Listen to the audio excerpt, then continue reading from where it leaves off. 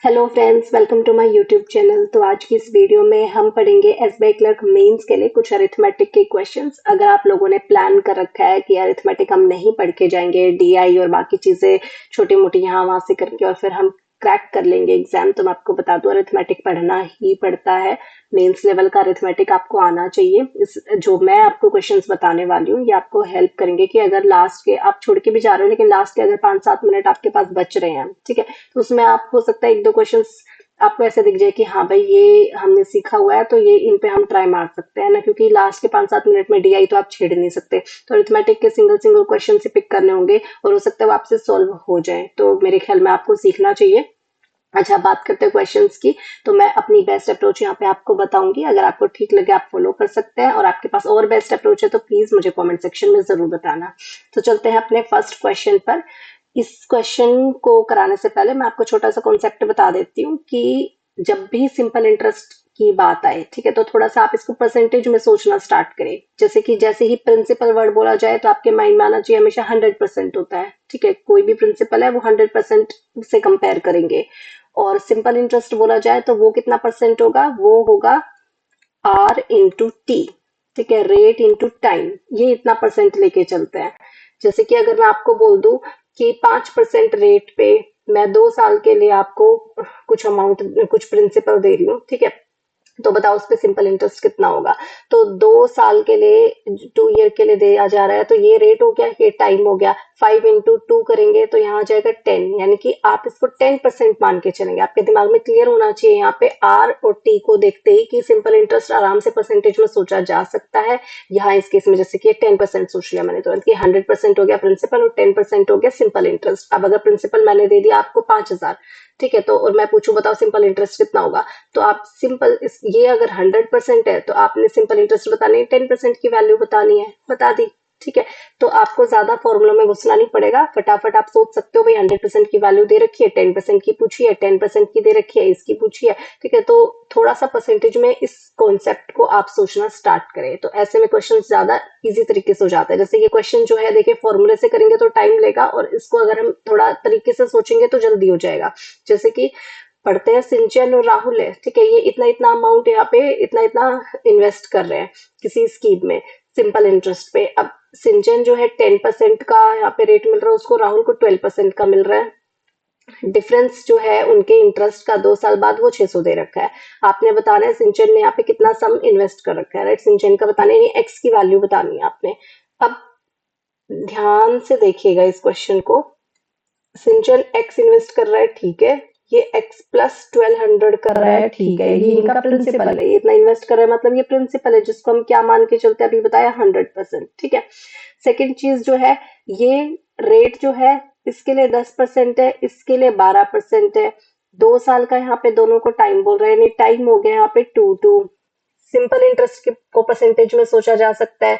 यहाँ पे कितना हो गया 20% और यहाँ पे कितना हो गया 24%। ये काम मैंने अभी सिखाया है, ठीक है। सिंपल इंटरेस्ट 20% है, इसके केस में 24% है, ठीक है।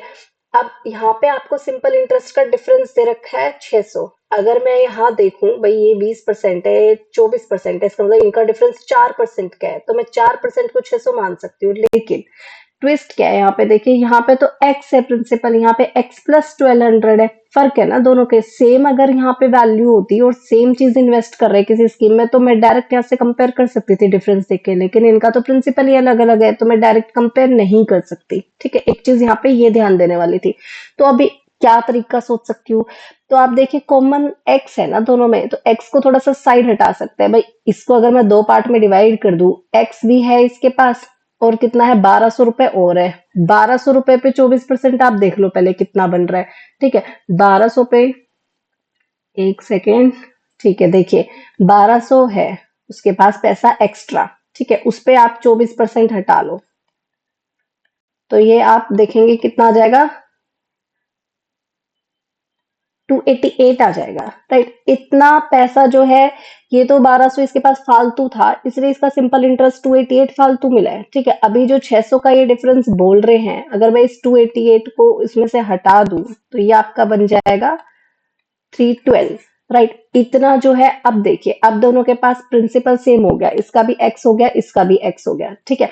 अब यहाँ पे आप सोच सकते हैं कि ये 20% है, ये 24% है, तो यहाँ पे ये जो डिफरेंस है, यहाँ पे डिफरेंस इतना है। अब सेम प्रिंसिपल के हिसाब से तो ये 4% की वैल्यू है, और आपको किसकी निकालनी है, 100% की वैल्यू निकालनी है, यानी एक्स की वैल्यू, एक्स हो गया ना अब हमारा 100% दोनों ही केसेस में, तो 100% की वैल्यू आ जाएगी। यहाँ से आप इसको सोल्व करेंगे तो ये आ जाएगा 7800।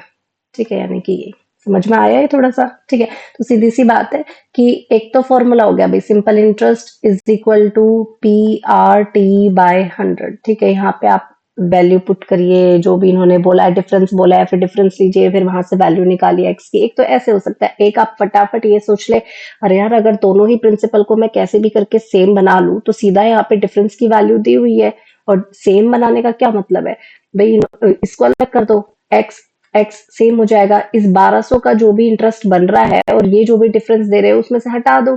ठीक है भाई, ये इसको फालतू मिल रहा था ना 1200 पे, जो भी 288 रुपए था, ये इसका फालतू बन रहा था। अगर इसका भी एक्स होता तो ये फालतू इसको मिलता ही नहीं। ठीक है, तो डिफरेंस में वो कम हो जाता 288 वैल्यू, तो 600 में से इसको हटा दिया। अब सिंपल सा है, ये इनके डिफरेंस, सिंपल इंटरेस्ट का डिफरेंस 312 है, एक तरह से 600 नहीं है, अब 312 डिफरेंस मान के चलो आप। ठीक है, तो 4% की वैल्यू 312 होगी 100% की, पूछी है। ठीक है, चलते हैं नेक्स्ट क्वेश्चन पर। इसमें देखिए, x can do a piece of work in 10 days. ठीक है, x 10 डेज में कर सकता है, y जो है वो 15 डेज में कर सकता है। अब ऐसे केसेस में आपको पता ही है, ये जो कॉन्सेप्ट है वर्क टाइम वाला, इसमें हम ऐसे लिखते हैं और एलसीएम लेते हैं। अब एक थर्ड और लेटर इन्होंने दिया है z, एक पर्सन दिया है z। ठीक है, लेकिन z का कुछ अगर इन्होंने पूरा यहाँ पे नहीं बता रखा कितना क्या है, कितने डेज ले रहा है, सिर्फ वो 2 दिन के लिए काम कर रहा है ये बता रखा है, तो यहाँ आपको लिखने की जरूरत नहीं है, आप एलसीएम सिर्फ इन दोनों का ले लो। ठीक है, तो यहाँ पे आ जाएगा 30, यहाँ आ गया 3, यहाँ आ गया 2, इतना क्लियर है। ठीक है, अब टोटल वर्क इसको मान के चलते हैं हम, टोटल वर्क हमारे पास 30 है, हमें 30 यूनिट काम खत्म करना है, सीधी सी बात है। अब ये कह रहा है कि जो x और y है ये 5 दिन काम करते हैं। अब x एक दिन में 3 काम कर रहा है, ये 2 कर रहा है, अगर दोनों मिलके कर रहे हैं यानी एक दिन में हो गया 5 यूनिट काम खत्म। ठीक है, और 5 दिन में कितना हो जाएगा, 5 दिन में 25 यूनिट काम खत्म हो जाएगा। ठीक है भाई, एक ही फॉर्मूला है, सीधी सी बात है, W is equal to work is equal to efficiency into time. ठीक है, एफिशिएंसी 5 है और टाइम भी 5 है, तो वर्क हो गया 25। ठीक है, 25 यूनिट काम खत्म हो गया, 30 में से बचा कितना यूनिट, 5 यूनिट बचा। रेस्ट ऑफ द वर्क यानी ये बचा हुआ जो 5 यूनिट है, फिनिश बाय जेड, ये जेड खत्म कर रहा है कितने दिन में, 2 दिन में। अब देखो, वर्क इस बार 5 है, एफिशिएंसी हमें पता ही नहीं है जेड की कितनी है, टाइम पता है 2 दिन में खत्म कर रहा है, ये 2 साइड जाके इस 5 को डिवाइड कर देगा, तो हमें एफिशिएंसी पता चल जाएगी जेड की कितनी हो जाएगी, 5/2 यानी कि 2.5 जेड की एफिशिएंसी हो गई। ठीक है, एक ही फॉर्मूला है, घुमा फिरा के यूज हो रहा है देखो बार बार। ठीक है, अच्छा अब देखते हैं आगे। If they get ₹3000 for the whole work, पूरे वर्क के लिए 3000 रुपए अगर उनको मिल रहे हैं, तो वाई जेड जो है उनके डेली वेज कितना होगा आपको बताना है, टोटल इनका डेली वेज कितना होगा। तो वेजेस के केस में मैंने आपको पहले भी बताया कि एफिशिएंसी को कंपेयर करते हैं। ठीक है, अब इसमें आप फंस कहाँ सकते हैं, इसमें यहाँ फंस सकते हैं वेज के केस में। ठीक है, आपको पता चल गया y और z जो है, y 2 यूनिट काम कर रहा है, z जो है वो 2.5 यूनिट काम कर रहा है, टोटल 4.5 यूनिट की वैल्यू निकालनी है मुझे। ठीक है, अब यहाँ पे फंस यहाँ सकते हैं कि टोटल आप तीनों की एफिशिएंसी को ऐड करके 3000 से कंपेयर कर सकते हैं, तो और फिर 4.5 की वैल्यू निकाल सकते हैं, जो कि हो जाएगा गलत। गलत क्यों हो जाएगा, क्योंकि आप देखिए यहाँ पे 3000 जो है उनको सारे काम के लिए मिल रहे हैं। ठीक है, लेकिन काम जो है ये दोनों तो 5 दिन के लिए कर रहे हैं, अगला बंदा जो है वो 2 दिन के लिए कर रहा है। ठीक है, तो इस 3000 को हम उनकी एफिशिएंसी के हिसाब से कैसे बांट सकते हैं, जबकि उनके डेज भी डिफरेंट डिफरेंट है। बात समझ में आई। ठीक है, तो यहाँ पे थोड़ा सा आपको समझना है कि जो 3000 है ये यहाँ पे इसको ये किससे कंपैरिजन करेंगे इसका, ये 3000 इस पूरे 30 यूनिट का काम का दिया जा रहा है पैसा। ठीक है, तो 30 यूनिट के काम के पैसे अगर 3000 दिए जा रहे हैं, तो हमें बताना है इस 4.5 यूनिट के काम के कितने पैसे दिए जाएंगे। ठीक है, ये है कॉन्सेप्ट यहाँ पे। तो यहाँ पे पॉइंट हटा लेते हैं, एक 0 ये कैंसिल हो जाएगी, 3 को कैंसिल कर देगा और ये मल्टीप्लाई होके आ गया आपका 450। क्लियर है, चलते हैं अपने नेक्स्ट क्वेश्चन पर। ओके, इसमें देखिए एक सॉल्यूशन है एसिड और वाटर का, जिसमें रेशियो है 9:7। अब 32 लीटर निकाल लिया। ठीक है, अब आपको एक चीज तो पता होनी चाहिए, अगर कोई भी सॉल्यूशन है इसमें से कुछ निकाल लिया तो बचा हुआ जो भी है रेशो सेम ही रहना है। 9:7 शुरू में था तो चाहे 10 लीटर निकालो, 32 लीटर निकालो, 50 लीटर निकालो, रेशो 9:7 ही रहने वाला है एसिड और वाटर का। तो ठीक है, okay. New ratio of acid water becomes this. अच्छा, इफ वी रिप्लेस इतना litre of solution by water, यानी निकाल के फिर सिर्फ पानी डाला गया और फिर जो रेशो है वो हो गया 13:19, राइट, इतना हो गया। अब आपने बताना है quantity of acid in the solution after replacement, replacement के बाद एसिड की कितनी क्वांटिटी है। अब आपको एक कॉन्सेप्ट यहाँ पे क्लियर होना चाहिए, और प्री क्लियर करके आप मेंस पर आए तो आराम से आपको ये चीज पता होगी कि भाई हम अगर निकाला कितना ठीक है, जो बच गया उस पे फोकस करो कि इतना सॉल्यूशन जो भी बच गया उसमें अब मैं मिला रही हूँ सिर्फ पानी, तो इसका मतलब एसिड की क्वांटिटी चेंज नहीं होने वाली है। तो एसिड को यहाँ पे करना है फिक्स, ठीक है। तो इसको 13 से मल्टीप्लाई कर लूं और इसको 19 से, तो ये भी 13 इंटू 9 हो गया, ये भी 13 इंटू 9 हो गया, इनकी क्वांटिटी हो जाएगी सेम, ठीक है। तो ठीक है, सेम कर लेते हैं। अब मल्टीप्लाई करेंगे तो ये कितना आ जाएगा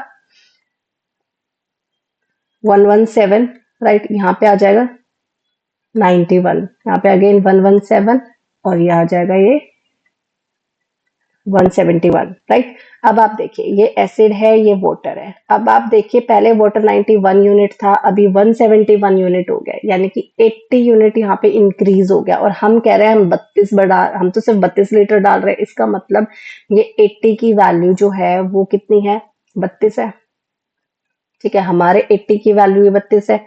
अब हमें किसकी निकालनी है, हमें इसकी निकालनी है 117 की वैल्यू निकालनी है, ठीक है। हमें एसिड की वैल्यू निकालनी है कि एसिड की कितनी वैल्यू बनेगी, तो एसिड की निकाल लेंगे। तो यहाँ पे आप इसको सॉल्व करेंगे तो जो आपका आंसर है वो आई गेस आएगा 46.8 आएगा। एक बार आप इसको सॉल्व करके देख लेना, ठीक है, एक बार चेक कर लेना या फिर एक बार कैंसिल करके देख लेते हैं। हाँ, यही आएगा, ठीक है, ये आंसर आ जाएगा आपका। ओके, सिर्फ आफ्टर रिप्लेसमेंट बोला है ना, तो आफ्टर रिप्लेसमेंट आपने ये वैल्यू फाइंड कर ली कि कितनी हो जाएगी, ठीक है। चलते हैं अपने नेक्स्ट क्वेश्चन पर। इसमें देखिए, ओके, ये क्वेश्चन जो है थोड़ा सा अटपटा सा दिख रहा है, लेकिन अगर समझेंगे तो बहुत आसानी से सॉल्व हो जाएगा। हालांकि मैं कहूंगी ऐसे क्वेश्चंस को एग्जाम में स्किप करना होता है। अगर बहुत आप पढ़ रहे हैं और आपको पता लग रहा है कि इसमें बहुत ज्यादा कुछ कैलकुलेशन होने वाले हैं तो आप स्किप कर सकते हैं, ठीक है, लेकिन आना चाहिए आपको।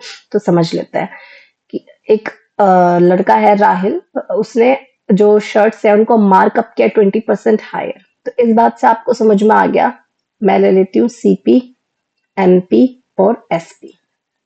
20% हायर मार्क किया है, इसका मतलब अगर 100 कॉस्ट प्राइस था तो उसने 120 मार्क कर दिया उसको, ठीक है, इतना समझ में आ गया। अब क्या कर रहा है वो देखो, he gave a 25% discount on 2/5 of total shirts and 12% discount on 1/4 of total shirts, और ओवरऑल प्रॉफिट उसको हो रहा है इतने परसेंट का। अब पहले मैं इस लाइन पे अगर फोकस करूं, ठीक है, जितना डिस्काउंट डिस्काउंट दे रहा है, ठीक है, ओवरऑल प्रॉफिट अगर उसको 2.3% का हो रहा है, इसका मतलब उस 100 की चीज को 102 पॉइंट यहाँ पे 3 में बेच रहा है, ठीक है। समझो भाई, ओवरऑल प्रॉफिट हो रहा है ना इतने का, तो यानी कि 100 की जो चीज थी वो उसको बेच रहा है 102.3 में। यही मतलब हुआ इस प्रॉफिट की लाइन का, ठीक है, ओके। अब देखते हैं, अब ये कह रहा है कि कुछ शर्ट को 2/5 शर्ट को इतने डिस्काउंट पे, इतने को इतने पे, लेफ्ट जो है उसका बताना है कि उसने क्या डिस्काउंट दिया होगा। तो ऐसे केस में शर्ट्स का नंबर क्या माने हम, ठीक है, ऐसे केस में आपने शर्ट्स का नंबर मानना है। यहाँ जो नीचे है और यहाँ जो नीचे है इनका एलसीएम लेके, यानी कि 20 आप नंबर ऑफ शर्ट्स मानेंगे, ठीक है। अब आपको यहाँ 2/5 करना है, यानी कि मल्टीप्लाई कर दो 2/5 से, ठीक है। तो जो शुरू वाला डिस्काउंट है 25%, उसके लिए 8 शर्ट है। 1/4 से मल्टीप्लाई कर लो तो इसके लिए 5 शर्ट है, ठीक है। बच गई कितनी, यहाँ 8 + 5 हो गया 13, बच गई 7 शर्ट्स। इतना समझ में आया। इसके लिए 25% डिस्काउंट दे रहा है, 5 शर्ट पे वो दे रहा है 12% डिस्काउंट, बची हुई पे बताना है कितना डिस्काउंट दे रहा है। क्वेश्चन आपका ये है, ठीक है। अब इसमें कैलकुलेशन आप खुद कर लेना, मैं सिर्फ थोड़ा सा आइडिया दे देती हूँ आपको कि कैसे करना है। अब आप देखो भाई, 25% डिस्काउंट का क्या मतलब है, 25 को फ्रैक्शन में देखूं 1/4 होता है, यानी कि 4 की चीज को बेच रहा है 3 में, यही मतलब होता है, ठीक है। अच्छा, अब और डिस्काउंट दे रहा है तो ये 4 क्या है, ये एक तरह से मार्क प्राइस है, ठीक है, ये मार्क प्राइस है और ये सेलिंग प्राइस है। ये बात समझ में आई। 12% डिस्काउंट दे रहा है, 12% डिस्काउंट का मतलब क्या, 25 की चीज को कितने में बेच रहा है, ये 22 में, ठीक है। 12/100 कर लेंगे तो आ जाएगा ये हमारा, ठीक है। 25 की चीज को 22 में बेच रहा है, ओके, अगला हमें बताना है कि इस चीज को कितने में बेचेगा। अब आप देखिए मार्क प्राइस जो है, अगर मार्क प्राइस मैं 120 मान रही हूँ शुरू में, तो सबको कोशिश करती हूँ 120 बना लूं, ठीक है। अच्छा, यहाँ पे जो शर्ट्स हैं ये 120 प्राइस एक शर्ट का है, और ये जो मैं लेके चल रही हूँ चार, ये एक तरह से 8 शर्ट पे काउंट करूंगी उस चीज को मैं, ठीक है। तो सीधी सी बात है कि यहाँ जो है ये 8 शर्ट है, यहाँ 5 है और यहाँ 7 शर्ट है, ठीक है। तो अभी आप क्या करेंगे, अभी आप जो भी आपका मार्क प्राइस बन रहा है और जो भी सेलिंग प्राइस बन रहा है, ठीक है, उसको एक्यूरेट आप कैलकुलेट करिए। एक्यूरेट कैलकुलेट करने का मतलब है बिल्कुल इसको, फॉर एग्जांपल पहले इसको बनाओ 120, ठीक है। मैं थोड़ा सा और बता देती हूँ डीप से कि 4 जो है वो मार्क प्राइस है हमारे अकॉर्डिंग, लेकिन मैं 120 मान के चल रही हूँ। 120 बनाने के लिए इसको मैं किस चीज से मल्टीप्लाई करूँ, 30 से मल्टीप्लाई कर देती हूँ, ठीक है। अब देखो आप, अब ये जो है 120 बन गया, 120 है और यहाँ हो गया 90, यानी 120 की चीज 90 में बेची जा रही है। एक बात समझ में आई, ठीक है। जो शुरू की 8 शर्ट थी, 120 टैग था उनपे, लेकिन वो 90 में बेची जा रही है। इस पे आ जाते हैं, ठीक है। इस 25 को 120 बनाना है मुझे, ठीक है। तो 25 जो है ये 120 से कंपेयर कर लेते हैं और 22 की वैल्यू निकाल लेते हैं, ये कुछ हमारा पॉइंट्स में आएंगी। तो ये 105.6 आएगा, आप कैलकुलेट करके देख लेना, यानी 120 की चीज बेची जा रही है 105.6 में, ठीक है। अगला 120 जो है वो कितने में बेचे जाएगा वो हमें नहीं पता, यही हमें पता करना है, ठीक है, कि क्या डिस्काउंट दिया जाए। अब ये तो है 8 शर्ट, ये है 5 शर्ट और ये है 7 शर्ट, इतना समझ में आया, ठीक है। इसमें अगर आप ये 20 शर्ट्स मान के चल रहे हैं, तो ये एक शर्ट का कॉस्ट प्राइस 100 है, तो यहाँ पे आप इसको 20 से मल्टीप्लाई करेंगे तो आपको 20 का पता चल जाएगा कि क्या है, ठीक है। तो यहाँ पे जब आपने ये देख लिया भाई, सेलिंग प्राइस जो है 8 शर्ट का टोटल देख लो 90, और 8 को मल्टीप्लाई करके 5 का देख लो, इसको 5 से मल्टीप्लाई करके दोनों को प्लस कर लो, और फिर जो 20 को यहाँ पे आपने इससे मल्टीप्लाई किया उसमें से माइनस कर लोगे, तो क्या पता लग गया कि सेलिंग प्राइस 20 शर्ट का टोटल इतना बन रहा था, जिसमें से 8 और 5 शर्ट का जो भी सेलिंग प्राइस बना वो हटा दिया। अब बची हुई 7 शर्ट का आ गया ना आपके पास, 7 शर्ट का सेलिंग प्राइस आ जाएगा, तो फिर जो भी आएगा यहाँ पे माइनस करने के बाद उसको 7 से डिवाइड कर लोगे तो एक शर्ट का सेलिंग प्राइस आ जाएगा। और अगर एक शर्ट का आपको सेलिंग प्राइस ही पता लग गया, जो कि आना चाहिए यहाँ 114, आप देख लेना कैलकुलेट करके, ठीक है। तो एक शर्ट का आपको सेलिंग प्राइस ही पता लग गया, तो इसका मतलब आप वहां पे क्या निकाल सकते हैं, डिस्काउंट परसेंट निकाल सकते हैं। 120 की चीज 114 में बेची जा रही है, यानी कि यहाँ पे 6 रुपए का डिस्काउंट दिया गया है, कितने पे, 120 पे, ठीक है, इंटू 100, तो यहाँ आ जाएगा 5%, इसका आंसर आ जाएगा, ठीक है। देख लेना एक बार आप इस क्वेश्चन को। Speed of boat in still water is this and speed of current is this. देखिए यू आपको दे रखा है, ये बहुत सिंपल सा क्वेश्चन है, यू दे रखा है, वी दे रखा है, ये एक लाइन आपको भटकाने के लिए दे दी कि अगेंस्ट द करंट जो है वो 40 किलोमीटर डिस्टेंस पे अगेंस्ट द करंट ट्रैवल कर रहा है, आपको बताना है कितना टाइम वो सेम डिस्टेंस पे अलोंग द करंट जा रहा है, ठीक है। तो अलोंग द करंट का मतलब क्या, along the direction of current का मतलब यू प्लस वी, ठीक है, यानी कि 25 लेके चल रहा है, और सेम डिस्टेंस यानी 40 डिस्टेंस है, ठीक है। 40 डिवाइडेड बाय 25, तो ये आ जाएगा आपका 1.6 आंसर आ जाएगा, ठीक है। चलते हैं नेक्स्ट क्वेश्चन पे, सिंपल कॉन्सेप्ट है, अगर नहीं पता, पता ही होगा मेंस में बैठ रहे हो तो, simple speed is equal to distance upon time वाला, ठीक है। स्पीड जो है इन्होंने along the direction of, sorry, along the direction of current बोला है, तो उसको आप along the direction of current का मतलब है यू प्लस वी लेके चलेंगे स्पीड को, ठीक है। डिस्टेंस दे ही रखा है, टाइम आपसे पूछा गया है, टाइम कैलकुलेट कर लेंगे। चलते हैं अपने नेक्स्ट क्वेश्चन पर। ओके, इसमें देखिए, हालांकि ये भी स्किप करने वाला क्वेश्चन है क्योंकि थोड़ी सी कैलकुलेशन बहुत ज्यादा है इसमें, तो इसमें जो फॉर्मूले यूज होंगे और इसमें जो कॉन्सेप्ट है वो मैं आपको समझा देती हूँ। एक स्फेरिकल शेल है, ठीक है।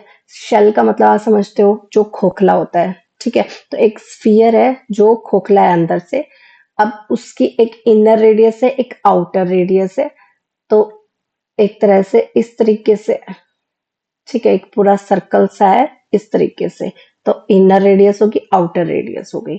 अब इनर रेडियस ये कह रहे 10 है, ठीक है, ये 10 है, और आउटर ये कह रहे 50% मोर है देन इनर। 50% मोर का मतलब 10 का 3/2, ठीक है भाई। 50% का मतलब हाफ होता है, मोर वर्ड यूज किया यानी कि 2 की जगह 3, ठीक है, अगर पहले वाला 2 है तो इस वाले की रेडियस 3 है, और पहले वाला तो 10 है, यानी कि 2 की वैल्यू 10 है, तो हमें 3 की वैल्यू बतानी है। ये चीज समझ में आई क्यों लिखी है? ठीक है, ओके। तो इसका मतलब 15 आ गया, तो आउटर रेडियस जो है यहाँ से यहाँ तक ये है 15। ठीक है, इसका मतलब ये वाला जो चीज है ये है 5। ठीक है, ओके।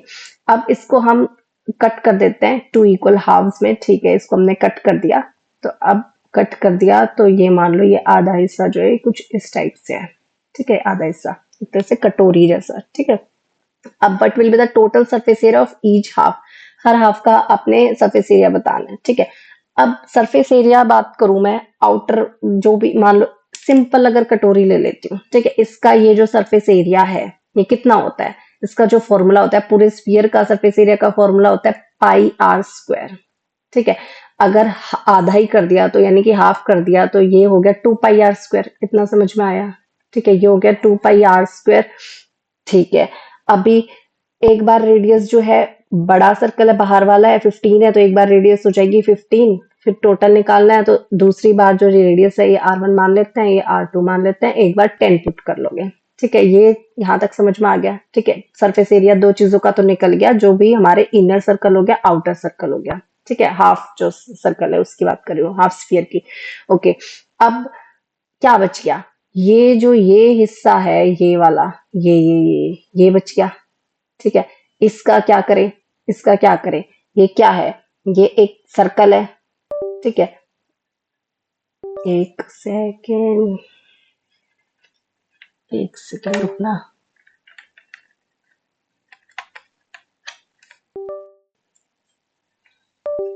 ये फिर से गड़बड़ करने लग गया। हाँ जी, देखिए बच क्या गया? सिर्फ ये वाला जो हिस्सा है। ठीक है, ये वाला जो बाहर वाला हिस्सा था, तो ये क्या है? एक सर्कल है। ठीक है, और ये एक छोटा सर्कल है, ये तो यहाँ से खोखला है, हमें सिर्फ ये चीज बतानी है। तो ये एक बड़े सर्कल का जो फॉर्मूला होता है एरिया का, यानी कि पाई आर स्क्वायर होता है। ठीक है, उसमें से छोटे सर्कल का एरिया माइनस कर ले। ठीक है, तो निकल जाएगा ये हिस्सा जो निकालना है। तो ये जो बड़ी रेडियस है उसको R1 माना है और छोटी को हमने R2 माना है। ठीक है, तो ये और ऐड हो जाएगा यहाँ पे पाई R1 का स्क्वायर माइनस R2 का स्क्वायर। सिर्फ आपने ये फॉर्मूला लगाना है, R1 को 15 और R2 को 10 लेके। ठीक है, और फिर आपका आंसर आ जाएगा। आप देख लेना आपका क्या आंसर आ रहा है, शायद ही आएगा।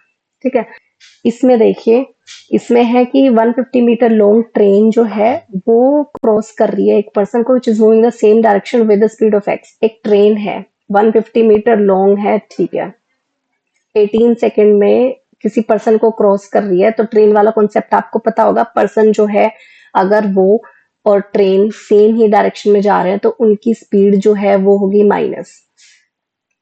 ठीक है, अब is equal to distance upon time. Distance यहाँ पे ट्रेन की लेंथ हो गई, टाइम यहाँ पे 18 बोल रखा है। दूसरा पर्सन जो अनदर पर्सन जो है who is also moving in opposite direction, ये अपोजिट डायरेक्शन में है, तो इसकी स्पीड जो है वो ऐड हो जाएगी, और जो कि दे रखी है x माइनस 6, और इस पर्सन की जो स्पीड है वो दे रखी है x। राइट, और यहाँ पे अगेन ट्रेन सेम है तो 150 मीटर लेंथ, यहाँ टाइम 10 दे रखा है। इतना क्लियर है? ठीक है, सिर्फ पर्सन की स्पीड पुट की है, यहाँ पे x बोली हुई है उन्होंने, यहाँ x माइनस 6 बोली हुई है। ठीक है, फॉर्मूले में अपोजिट डायरेक्शन में है तो यहाँ प्लस का साइन लगाया, ये सेम डायरेक्शन में तो माइनस का साइन लगाया। अब आप देखिए किलोमीटर पर आर में ये चीज दी हुई है, तो इसको पहले किलोमीटर पर आर में चेंज कर लेते हैं। उसके लिए 18/5 से मल्टीप्लाई करेंगे तो ये आ जाएगा आपका 30। यहाँ 18/5 से हम मल्टीप्लाई करेंगे तो ये आ जाएगा आपका 54। ठीक है, और ये -6 यहाँ के प्लस हो जाएगा तो ये आ जाएगा 60। ये आ गई t प्लस एक्स की वैल्यू, और t माइनस एक्स की वैल्यू है 30। आपसे पूछा गया distance covered by train in 4 hours. 4 घंटे में ट्रेन कितना डिस्टेंस कवर कर रही है, तो जो ट्रेन है उसकी स्पीड पता करनी है। तो स्पीड कैसे पता करेंगे? आपके पास एक चीज दी है t माइनस एक्स, एक चीज दी है t प्लस एक्स, तो यानी कि इनको ऐड करके डिवाइडेड बाय 2 कर दूं। ठीक है, यानी इनको सोल्व करके बेसिकली मैं t की वैल्यू फाइंड कर सकती हूँ। और अगर शॉर्ट में आपको ये चीज सोचनी है तो आप ऐसे सोचेंगे, जिस ये तो माइनस और प्लस अपोजिट साइंस वाले हैं, जो ये आगे वाली चीज होती है, अगर इसकी वैल्यू पूछिए तो डायरेक्ट इन दोनों नंबर को ऐड करो और उसका हाफ कर दो। ठीक है, यानी कि 45 आ जाएगा। टी की वैल्यू 45 आ गई, और फॉर्मूला होता है speed is equal to distance upon time. Speed जो है यहाँ पे डिस्टेंस जो है 45 आपसे पूछा गया distance covered by train in 4 hours, कितना डिस्टेंस यहाँ पे कवर कर, यानी डिस्टेंस की वैल्यू पूछी गई है। ठीक है, स्पीड जो है वो 45 है, इनटू टाइम, टाइम आपका 4 है, आप इनको मल्टीप्लाई कर लो, आपका आंसर आ जाएगा। ठीक है, ये आ जाएगा 180। ठीक है, चलते हैं अपने नेक्स्ट क्वेश्चन पर। इसमें देखिए ऐसे क्वेश्चन में वोट वाले में ट्री मेथड यूज करते हैं, तो हमने ले लिया 100। Panchayat election was held in Jhajjar district, ठीक है। 20% of voters did not cast their vote, 20% ने वोट कास्ट ही नहीं किए, ठीक है। तो इसका मतलब 100 में से 80 वोट दे रहे हैं, ठीक है। अब जिसमें से 4% इनवैलिड हो गए, तो इनवैलिड अगर 4% हो गए तो 80 का 4% आप देख लो कितना होगा, ठीक है। तो इसका मतलब वैलिड वोट कितना हो गया, 4% अगर इनवैलिड है तो 96% जो है वो वैलिड है। ठीक है, क्लियर है। अब विनिंग कैंडिडेट जो है उसको इतना मिल रहा है विच इज इक्वल टू इतना percent of total valid vote, valid vote हमारा ये है, ठीक है। अब 62.5% का मतलब होता है 5/8, ठीक है। ये वैलिड वोट का 5/8 जो है वो आपको बता रखा है कि इतना है, ठीक है। वैलिड वोट आप इतना लेके चल रहे हैं, इसका 5/8 जो है ये आपको दे रखा है कितना है, 6144 के इक्वल है, ठीक है। आपने total number of enrolled voters बताने, यानी 100% की वैल्यू बतानी है, सिंपल। इसको कंपेयर कर लोगे और फिर 100 की वैल्यू निकाल लोगे, ठीक है। ओके, चल सॉल्व कर लेना, सिर्फ यहाँ पे सॉल्व करने का काम है, आपका आंसर आ जाएगा। चलते हैं नेक्स्ट क्वेश्चन पर। ये सिंपल सा है, इसमें आपको दिया हुआ है हॉस्टल फीस जो है ए और बी कॉलेज की 5:6 है। एयर कंडीशनर इंस्टॉल करने की वजह से फीस बढ़ा दी 3000 से, दोनों की ही फीस का रेशो ये हो गया। अब यहाँ पे जब दोनों ही चीजें सेम नंबर से बढ़ रही है तो कैसे करते हैं ऐसे क्वेश्चन को, आप डिफरेंस देखिए पहले इनका। ये यहाँ से यहाँ बढ़ रहा है, यहाँ से यहाँ बढ़ रहा है, सेम नंबर से बढ़ रहा है तो डिफरेंस भी सेम आना चाहिए, सेम यूनिट होनी चाहिए। जैसे यहाँ से अगर मैं देखूं फिर 8 यूनिट बढ़ रहा है, लेकिन यहाँ से मैं देखूं तो ये बढ़ रहा है 9 यूनिट, सेम तो नहीं है। तो पहले सेम बनाएंगे, सेम बनाने के लिए क्या करना होता है, इनका जो डिफरेंस है 2 यूनिट का डिफरेंस है, उस 2 को तो इससे मल्टीप्लाई करो, इनका जो डिफरेंस है 1 यूनिट का है उस 1 को इससे मल्टीप्लाई करो, ठीक है। इस तरीके से ये चीज सेम हो जाती है, ठीक है। जैसे कि अब मल्टीप्लाई करेंगे, ये आ जाएगा 10, ये आ जाएगा 12, यहाँ आ जाएगा 13 और यहाँ आ जाएगा 15। आप देखिए ये 3 यूनिट से बढ़ रहा है और यहाँ भी ये 3 यूनिट से बढ़ रहा है, ये हो गया सेम। अब ये इस सेम की वैल्यू इन्होंने ऑलरेडी दी हुई है कि 3000 से बढ़ रहा है, यानी कि 3 की वैल्यू आपको दी हुई है 3000, और आपसे पूछा है इनिशियल फीस ऑफ ए, यानी कि आपसे इस 10 की वैल्यू पूछी है, ठीक है। ऐसे क्वेश्चन में बस एक चीज ध्यान रखनी होती है कि कभी भी एक इनिशियल फीस आप 5 मत ले लेना। जो भी हमने ये प्रोसेस लगा दिया एक बार, तो अब आप इसको बोल जाओ प्रोसेस लगाने के बाद एक ही फीस ये मानी जाएगी इनिशियल, ठीक है। तो 10 की वैल्यू आपसे पूछिए तो ये आप सॉल्व करके ये आ जाएगा, ठीक है। चलते हैं अपने लास्ट क्वेश्चन पर। प्रवीण एज इतना परसेंट ऑफ रामाज एज, 62.5 का मतलब होता है 5/8। प्रवीण की एज रामा की एज का रेशो दिया हुआ है, रामाज एज और जय की एज का रेशो दिया हुआ है 7 इंटू 1/7%, यानी कि 4/7 दिया हुआ है, ठीक है। रामा या 8 है या 4 है तो इक्वल करना होता है, 2 से मल्टीप्लाई कर लें, यह आ जाएगा आपका इतना, ठीक है। रामा यहाँ भी 8 हो गया, रामा यहाँ भी 8 हो गया, इसका मतलब तीनों का रेशो जो है वो हो जाएगा 5, 8 और 14, ठीक है। अब यहाँ देखिए जय जो है 10 ईयर ओल्ड ग्रैंडसन जो है उसका वो इतना परसेंट ऑफ हिज एज है, 14 इंटू 2/7% का मतलब होता है 1/7, ठीक है।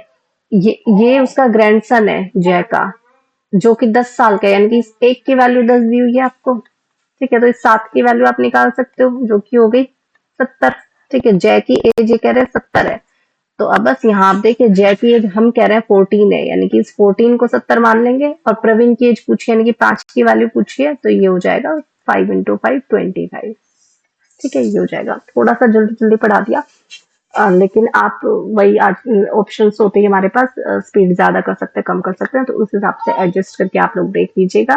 तो आज के लिए बस इतना ही, होप आपको ये क्वेश्चन समझ में आए होंगे। चलिए best of luck for SBI clerk mains, thank you so much, bye bye.